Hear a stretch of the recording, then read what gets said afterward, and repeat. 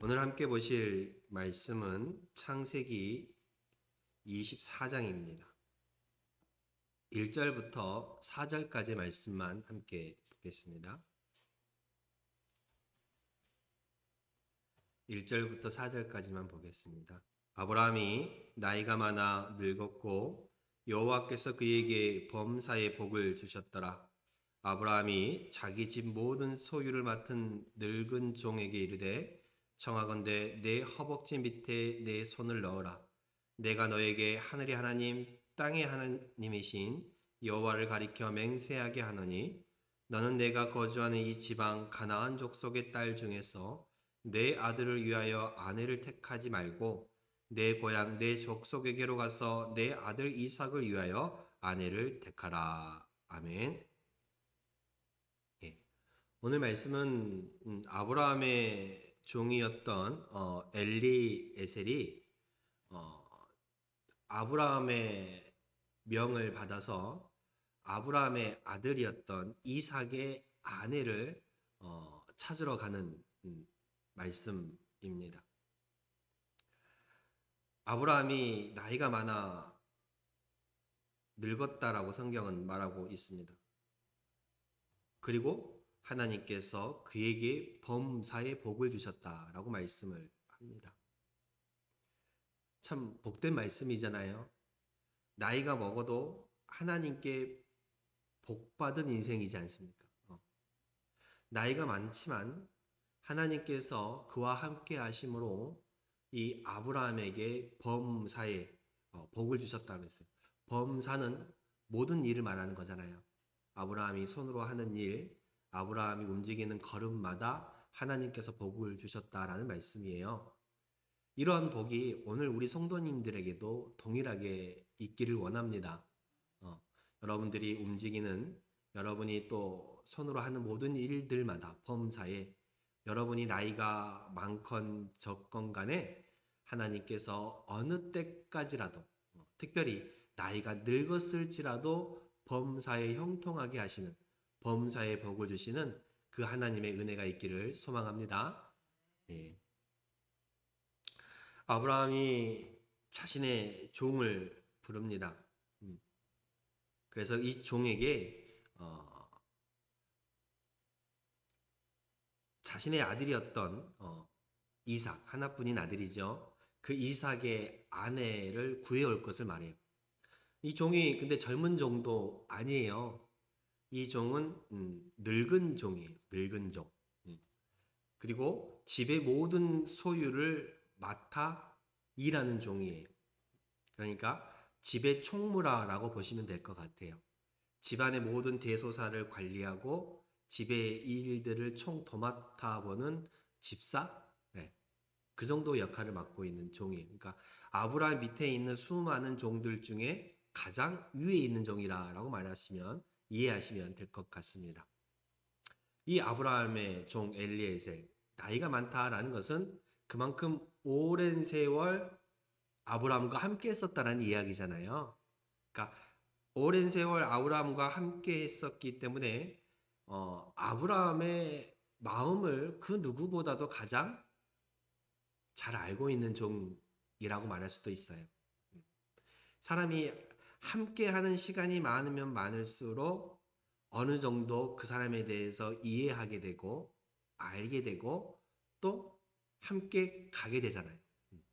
이 늙은 종이 또 주인의 입장에서는 자신과 오랜 세월 함께 해왔기 때문에 믿고 맡길 수 있는 거예요.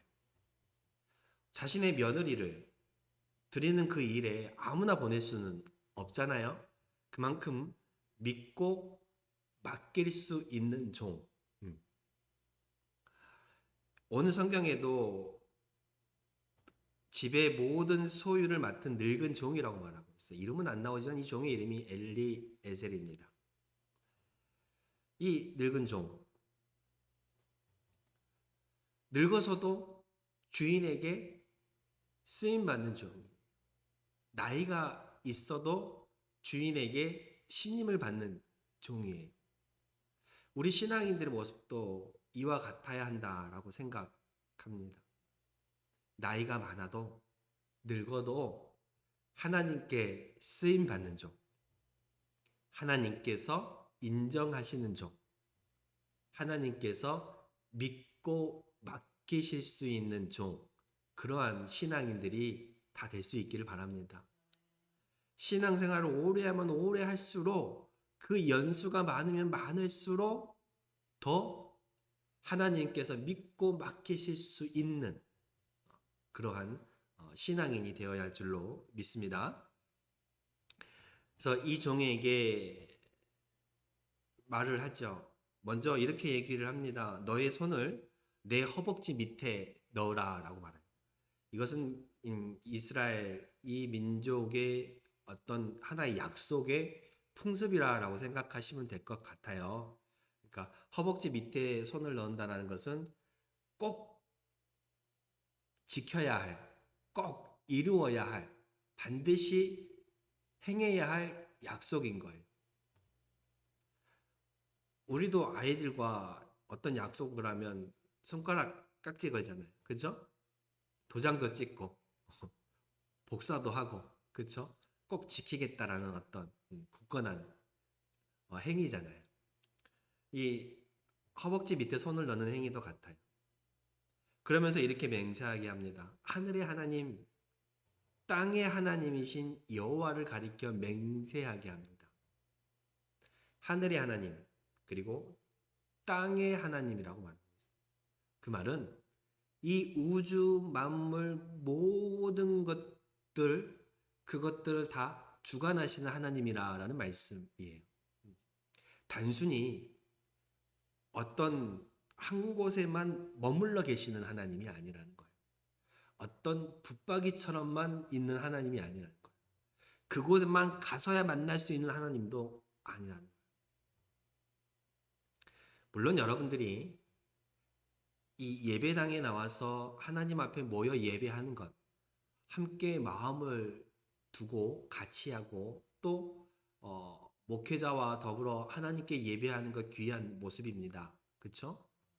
그러나 이곳에만 계시는 하나님은 아니라는 거예요. 하나님은요, 여러분들의 가정에도 계시고요. 하나님은 여러분의 일터에도 계세요. 그래서 여러분들이 언제나 하나님을 만날 수 있고 언제나 하나님과 대화할 수 있는 거예요. 일을 하면서도 하나님과 말하듯이 대화하면 그곳 가운데서도 나와 함께 하시는 거예요. 여러분이 가정에서 일터에서 어느 곳에서건 간에 하나님을 찾으면 또 하나님이 여러분과 함께 하십니다. 그러나 이곳 가운데 와서 마음을 같이 해서 함께 드린 예배도 또한 중요하기에 이렇게 또 모여서 시간을 정해놓고 하나님께 예배를 드리는 것입니다. 어찌되었든 하늘의 하나님, 땅의 하나님, 이 하나님은요 어느 곳에나 계시는 하나님이에요. 이 땅의 모든 만물을 주관하시는 하나님입니다. 이 하나님께 맹세하라라고 말합니다. 어떤 일을 맹세하라고 하냐면 너는 내 아들 이삭을 위하여서 며느리를 구하러 갈 건데 지금 우리가 살고 있는 이 땅, 이 지방, 가나안 땅에서 며느리를 구하지 말고 내 고향, 내 족속, 내 사람에게로 가서 내 아들을 위하여 아내를 택하여 데려오라라고 말합니다. 왜 아브라함은 이 가나안 땅에 여자가 없어서 그럴까요? 가나안 땅에 여자가 없어서 굳이 저 먼 자신이 떠나왔던 그 고향으로 가서 아내를 구해오라라고 말하는 것일까?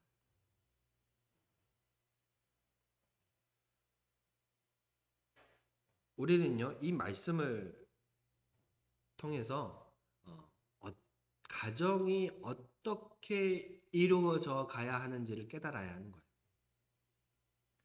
지금 이 아브라함이 살고 있는 가나안 땅은 죄가 관영한 땅이에요. 쉽게 말씀드리면 죄가 많은 땅이야. 그러니까 사람들이 하나님 없이 살아가고 있다라는 말씀이에요. 근데 이 딸들 중에서 아내를 택하면 자신의 아들 이삭 역시도 이 가나안 사람들과 똑같이 물들어갈 거라고 염려하고 걱정하는 거예요. 그래서 특별히 저 머나먼 내가 떠나왔던 고향 땅에서 아내를 택하기를 원했다라는 말씀입니다.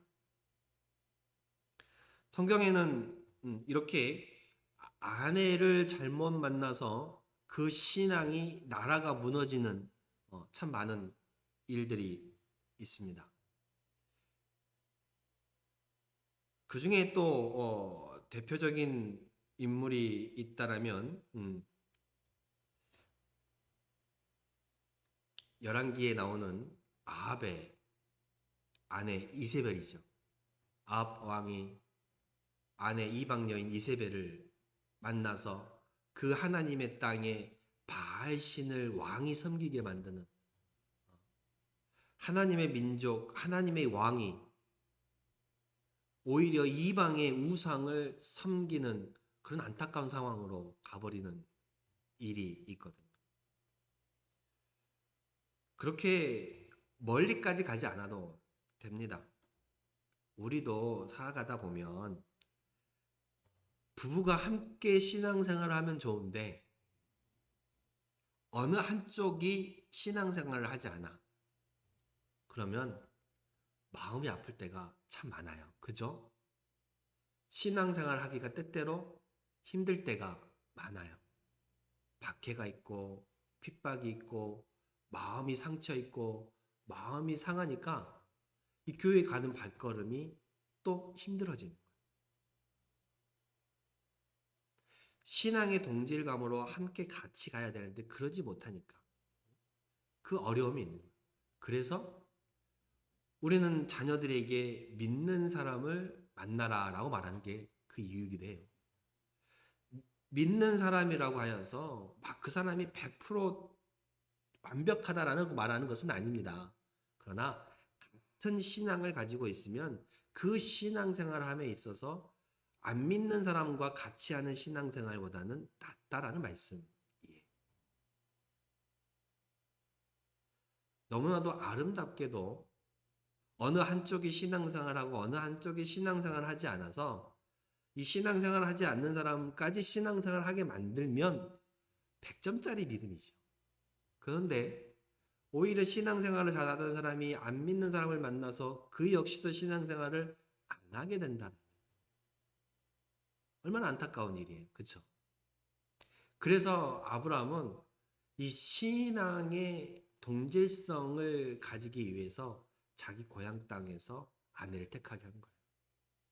하나님을 떠나 살고 하나님을 모르고 살고 하나님 밖에 살던 이 자신이 살고 있는 비록 하나님께서 이끄시는 땅이지만 이 가나안 땅의 여인들 가운데에 며느리를 택하는 것이 아니라 자기 민족, 자기 고향 땅에 가서 며느리를 택하여 오도록 한 것입니다. 근데 우리가 또 여기서 생각해 봐야 할 것이 있어요. 그러면 아브라함의 고향 땅에 간다고 해서 그들이 하나님을 믿나? 그들도 하나님을 알고 있나? 아브라함의 아버지 역시도 처음 하나님이 부르시기 전에는 하나님에 대해서 제대로 알지 못했어요. 그러면 그 고향 땅에 간다고 해서 그들 역시도 하나님을 알고 있나? 근데 우리가 여기서 생각해 봐야 할 것은 신앙의 동질성이라는 거예요. 아브라함은요, 하나님께서 메소포타미아 지역 그리고 하란에서 다시금 부르실 때에 내가 너에게 지시할 땅으로 가라라고 말하면서 너의 친척 본토 아비집을 떠나라라고 말씀하셨어요. 그 하나님의 말씀 하나 붙잡고 아브라함은 어떻게 했어요? 떠났어요. 이 당시 내가 너에게 지시할 땅으로 가라라고 말씀하셨지 그 땅이 가나안 땅인 줄도 모르고 갔어, 아브라함. 그러니까 갈 바를 알지 못하고 하나님이 이끄시는 대로 갔다라는 거예요. 아브라함은 이렇게 신앙을 쌓아갔어요. 그러면 지금 약 1000km 이상이 떨어져 있는 자신의 고향에 가서 며느리를 구해와요. 그러면 이 종이 가서 그곳에서 내 주인의 아들, 그러니까 소주인이라고 얘기를 해야 될까요? 도련님이라고 얘기를 해야 될까요? 내 주인의 아들의 아내를 구하기 위해 약 1000km가 넘는 이 고향 땅에 가서, 주인의 고향 땅에 가서 아내를 구해옵니다. 그러면 그 아내는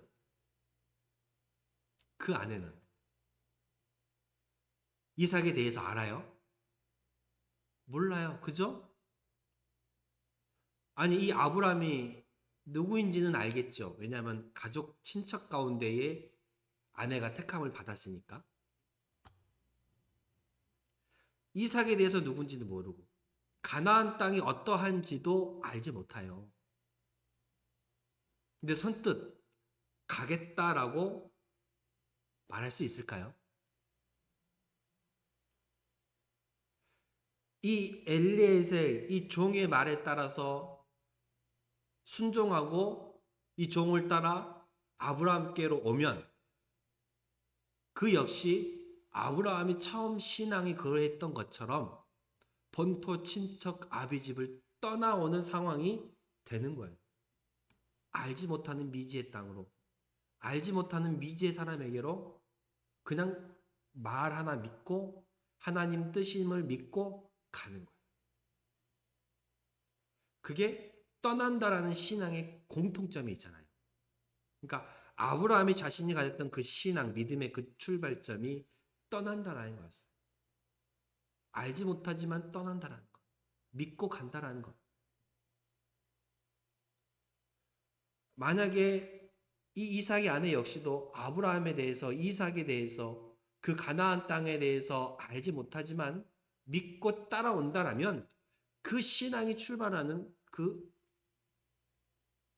동질성을 같이 갖게 되는 거예요. 그래서 굳이 그 고향 땅에 가서 며느리를 구해오라라고 말하는 것이지요. 어쨌든 그곳에서 떠나온다라는 것은 무언가 결단이 섰다라는 것이고 무언가 믿어서 왔다라는 말이기도 하잖아요. 그렇죠? 옛날 우리 어르신들은 남편하고 연애해서 결혼한 사람들은 별로 없어요. 그죠? 그냥 부모가 짝 지어주니까 왔어요.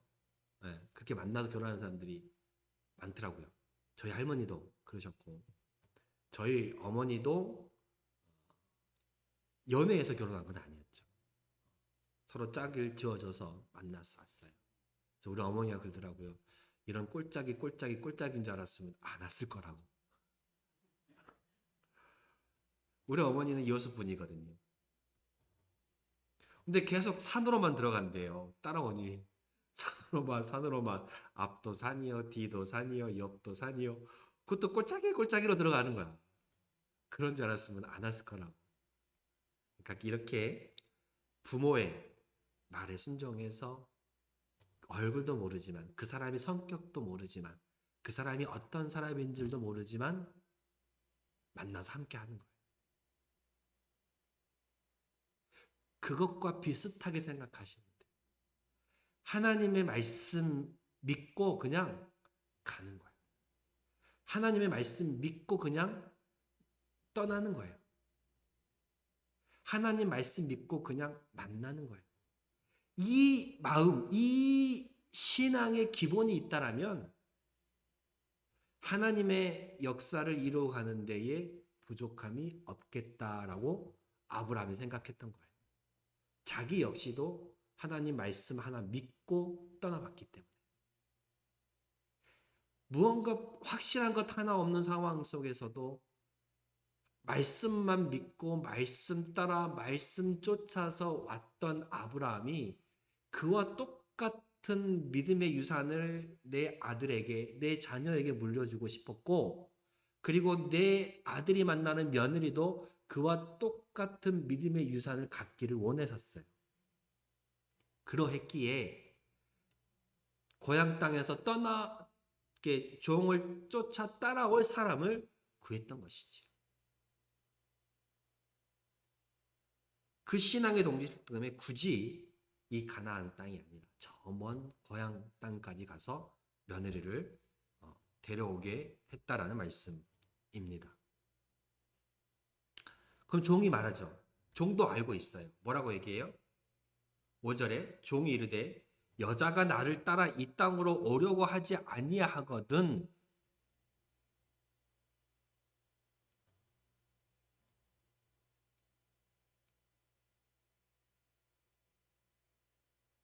여자가 뭘 믿고 따라오겠어요? 그죠?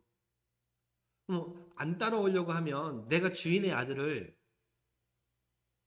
그 땅으로 데리고 갈까요? 라고 물어봐요. 그러니까 여자가 내가 뭘 믿고 얼굴도 모르고 그 사람이 어떤 사람인지 모르는데 무조건 따라가냐? 나는 그럴 수 없다라고 말하면 그러면 제가 주인의 아들을 같이 데리고 가서 그 여자에게 보여줄까요? 이 말이에요. 근데 아브라함이 뭐라 그래요? 내 아들을 데리고 가지 말아라. 하나님께서 너보다 앞서 가셔서 하나님께서 내 아들을 위하여 내 아내를 택하여 보내주실 거라는 거예요. 그러니까 만약 안 온다 그러면 그 사람은 안 데리고 오면 된다라는 거예요. 하나님이 미리 가서 내 아들을 위한 아내를 택하실 것이고 보내주실 거라고 믿고 있는 거예요. 놀라운 믿음이지 않아요? 그러니까 아브라함의 믿음이 이렇게 점점 성장해 갔던 거예요. 믿는 거예요. 하나님이 이루어 주실 거라고 믿는 거예요. 종조차도 걱정하잖아요. 이 늙은 종조차도. 아니 뭘 믿고 따라오겠습니까? 그 여자가 안 따라오겠다면 어떻게 합니까? 라고 물어보는 거잖아요.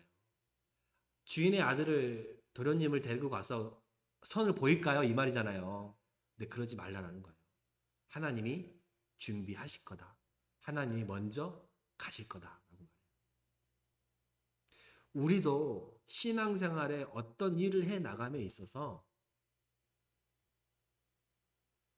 하나님께서 준비하실 거다. 하나님께서 나보다 앞서 먼저 가서 예비하실 것이다라는 믿음을 갖고 살아가야 돼요. 내가 어떠한 일을 이루기 전에, 내가 어떠한 일을 하기 전에도 먼저 하나님이 나보다 앞서 가신다.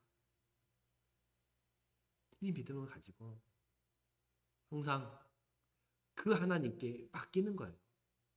그리고 우리는 나보다 앞서 가신 하나님의 그 길을 따라가는 거예요.